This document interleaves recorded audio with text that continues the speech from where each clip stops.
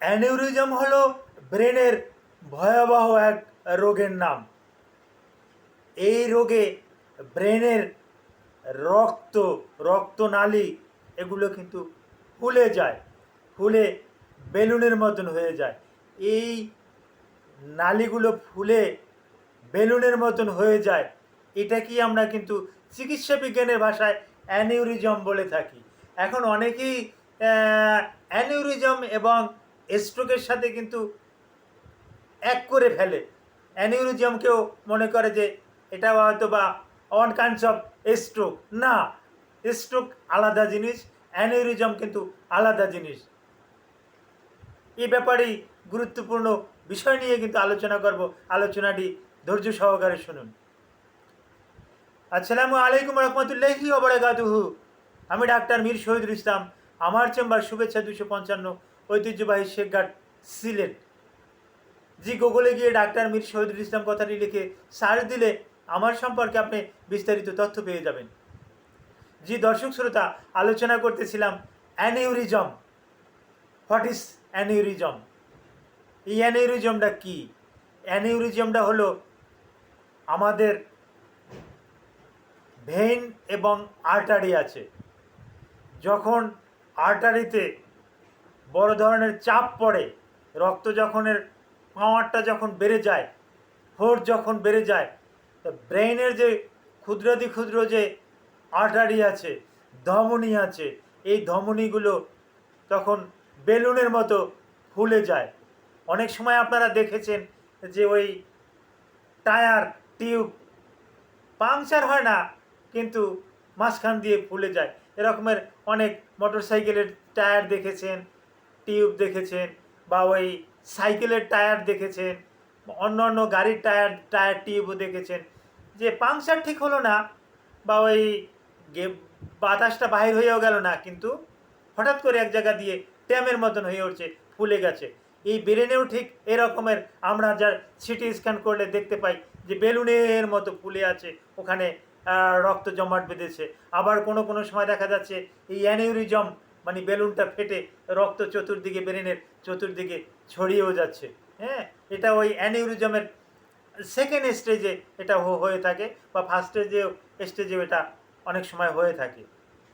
এখন এই অ্যানিউরিজম কাঁধের হয়, এটাই তো একটা গুরুত্বপূর্ণ বিষয়, কাঁধের হয়। তবে হ্যাঁ, এটা ওই চাইল্ডহুডে হয় না, তারপর আসে টিনেজদের, কিন্তু এটা হয় না, এটা ওই অ্যাডাল্টদের হয়। এবং একটু যত বার্ধক্য জীবনে যত পৌঁছে তত এটা বেশি বেশি হয়। আর কি কি কারণে এটা হতে পারে? অনেক কারণ আছে, তার ভিতরে একটা জেনেটিক একটা কারণ হতে পারে। যদি পিতামাতার যদি কারো এরকমের জেনেটিক সমস্যা থাকে, যে তারা অ্যানিউরিজমে আক্রান্ত ছিল, অ্যানিউরিজম তাদের ছিল, নানার ছিল, নানির ছিল, দাদার ছিল, দাদির ছিল, বাবার ছিল, খালার ছিল, এই রকমের যদি ইতিহাস থাকে, তাহলে তার সন্তানদেরও কিন্তু অ্যানিউরিজম হওয়ার কিন্তু একটা বড় ধরনের একটা কিন্তু চান্স থেকে যায়। যারা অতিরিক্ত অ্যালকোহল সেবন করেন, এই অতিরিক্ত অ্যালকোহল সেবনকারীদের কিন্তু অ্যানিউরিজম হয়ে থাকে। যারা ধূমপানে আসক্ত, পর্যাপ্ত পরিমাণে ধূমপান করছেন, চেইন স্মোকার, এই চেইন স্মোকারদের কিন্তু অ্যানিউরিজম কিন্তু আমরা বেশি বেশি করে পরিলক্ষিত করি। এখন এটার লক্ষণটা কি? লক্ষণটা কিন্তু প্রায় স্ট্রোকের মতনই। হঠাৎ করে মাথা ব্যথা, তীব্র মাথা ব্যথা, অর্থাৎ অত মাথা ব্যথা রুগী বলবে যে আমার লাইফে আর কোনো দিন হয় নাই। এটা অ্যানিউরিজমের একটা লক্ষণ।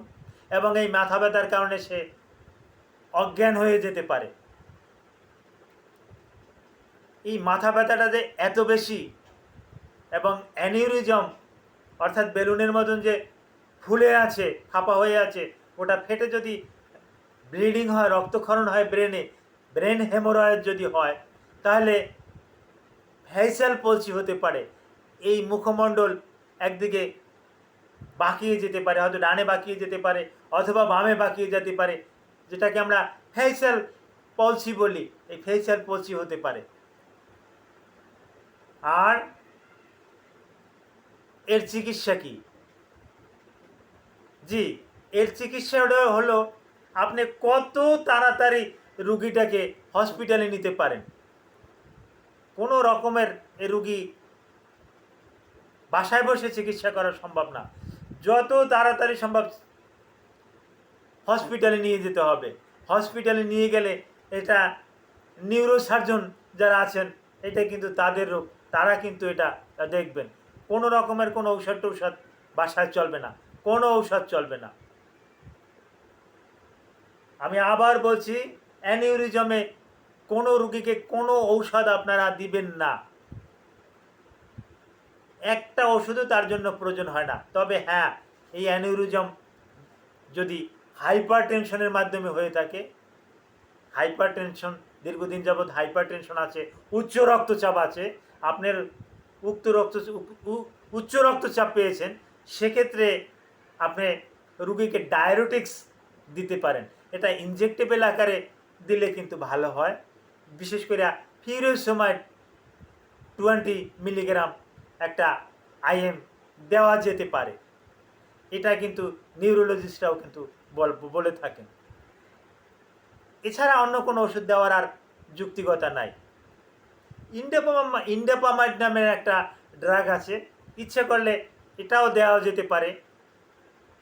নিউরোলজির ডিপার্টমেন্টের একটা বোর্ডে কিন্তু এরকমের সিদ্ধান্ত এসেছে, ইন্ডাপামাইড দেওয়া যেতে পারে। তবে এটা অভিজ্ঞ একজন ডাক্তার হসপিটালে পাঠাবে, হসপিটালে পাঠানোর পথে এটা দিতে হবে। রুগীও যাচ্ছে, ডাক্তারও কিন্তু একজন সাথে রুগীর যাচ্ছে। ওই ডাক্তার কিন্তু বারবার তার প্রেশারটাও অ্যাম্বুলেন্সে বসে মাপছে এবং কিছু চিকিৎসাও করে যাচ্ছে। এই রকমের করা যেতে পারে। এবং এই অ্যানিউরিজমের হসপিটালে নেওয়ার পর চিকিৎসা কী? হসপিটালে নেওয়ার পর যত দ্রুত সম্ভব তার ইনভেস্টিগেশন করতে হবে। তার বেলুনের বোতল খোলা আছে কি না, কোথায় কি, কীভাবে কি। একটা পরীক্ষা আছে এইচডিএ পরীক্ষাটা ব্রেনের এনজিওগ্রাম। এই ব্রেনেরও কিন্তু কার্ডিয়াক যেরকমের এনজিওগ্রাম হয়, ব্রেনেরও কিন্তু এনজিওগ্রাম কিন্তু হয়, এইচডিএ বলে থাকি আমরা। এই এইচডিএর মাধ্যমে, এই স্ক্যানের মাধ্যমে, তারপর আসে সিটি স্ক্যানের মাধ্যমে, এমআরআইয়ের মাধ্যমে এই রোগটা কিন্তু শনাক্ত করা হয়।